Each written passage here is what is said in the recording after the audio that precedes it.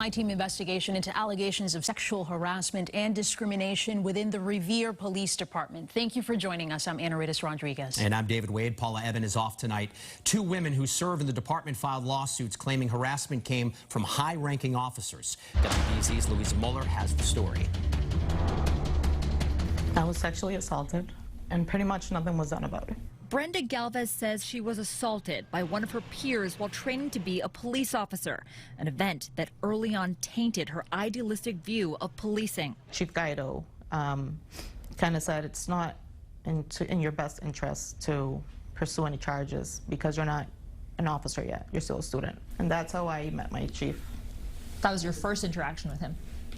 A discrimination lawsuit filed by Galvez in 2019 alleges more sexual harassment happened in Revere, inappropriate attention from a lieutenant. This lieutenant would send me messages asking me what I was wearing. One of them said, "Are you wearing a onesie?" An attempted assault by another officer. Tried to force me to give him a kiss. And I pushed him away and I said, "What are you doing?" While working at detail at the Squire Lounge, Galvez claims the owner brushed up against her. Her lawsuit alleges then-Chief James Guido dismissed her concerns. And the chief called me into his office, and I told him what happened, and he said that couldn't be. He kind of said, well, maybe if you didn't look the way you look, these things wouldn't happen to you. An allegation Guido specifically denied in court. And they said, you need to get rid of her. You know, she's a C word. Sergeant Detective Lynn Romboli, who chose to conceal her face due to the nature of her job, also filed suit against the department in 2019. She claims she has more than once been retaliated against for pointing out officer misconduct. I received information that one of our officers may have been involved in a domestic situation and that the department might have covered that up. When the administration found out what I was looking into, I was immediately removed from my position. That time, Romboli says her key to the building was shut off, forcing her to work from the women's locker room.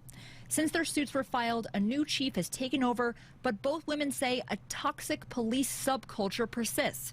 Galvez says sometimes when her calls require two police officers, her backup never comes. I've been to several calls where I arrive and the second cruiser doesn't. In a statement, Revere's Mayor Brian Arrigo, who appointed Guido, said, quote, Chief Callahan took command on July 1st, 2020, and is working toward an overhaul of the policies and personnel that have contributed to a toxic culture. These kinds of changes will not happen overnight. Guido declined to comment on this story. It takes a toll on you, on your health, on your family life, your mental health. In Revere, Louisa Moller, WBZ News. Have you seen something that the I-Team should be looking into? Send us an email at iteam@cbsboston.com, or you can call us 617-779-TIPS.